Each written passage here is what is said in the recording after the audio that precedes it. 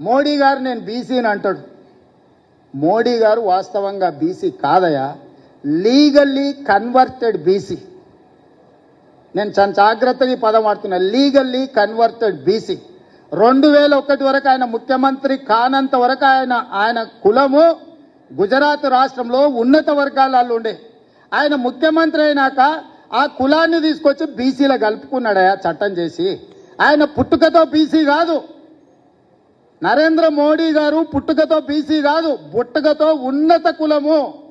కానీ 2001లో ఆయన ముఖ్యమంత్రి అయిన తర్వాత ఆయన కులాన్ని తీసుకొచ్చి బీసీ కులాలలో కలిపి మీ దాంట్లో ఇత్తేసి పొత్తుగూడిండు. ఇక మీ ఇష్టం, ఆ పైన మీ ఇష్టం. ఆయన కుర్చీలో నేను బీసీని ఉన్నా కదా మీకు అందరికి ఎందుకు అంటుండు. ఆయన సర్టిఫికెట్ ఈరోజు బీసీ ఉండొచ్చు, కానీ మనస్తత్వం మాత్రము బీసీల వ్యతిరేక మనస్తత్వం.